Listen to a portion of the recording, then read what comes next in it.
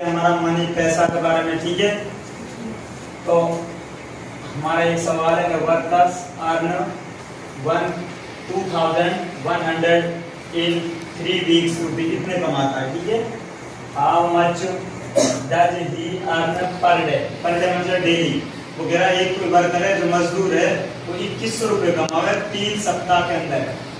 एक सप्ताह में 7 दिन रहेगा, ठीक है। अब कह रहा है पर डे बताना आपको, पर डे इसका मतलब कितने रुपए लेगा, ठीक है। देखो ONE 1 week equal to 7 days. एक सप्ताह में 7 दिन रहते हैं, ठीक है ना। एक सप्ताह में 7 दिन रहते हैं, ठीक है। अब देखो यह मैं सॉल्व करा रहा हूँ यहाँ से। वर्कर्स अर्न 2100 रुपीज 3 वीक्स, 3 सप्ताह में, ठीक है ना। 3 सप्ताह में इतने रुपए कमा के लेगा था।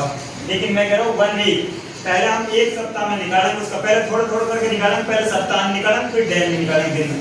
तो मैं कह रहा हूँ 1 week earn money by worker, मतलब जो मजदूर है एक सप्ताह में कितने रुपए कमा के लेके आए हो। तो मैंने क्या किया, 2100 रुपए जो थे उनको डिवाइड कर दिया 3 से। 3 वीक में कमा रहा हो 2100 रुपए, एक वीक का निकल जाएगा, ठीक है ना।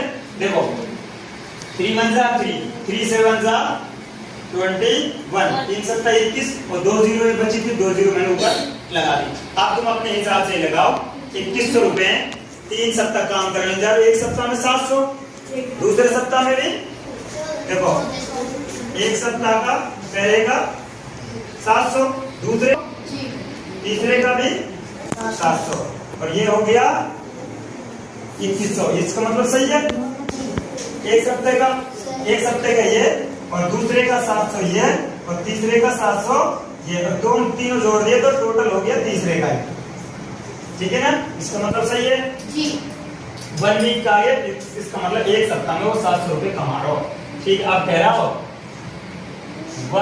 1 वीक का ये 700 रुपए, 1 day earn money by worker, उस मजदूर के द्वारा एक दिन में कितने रुपए कमा रहा। आपको पता लगे 7 दिन में तो 700 रुपए कमा रहा हो, ठीक है। एक दिन में देखो एक दिन का निकाल लेंगे, 700/7 से भाग कर देंगे।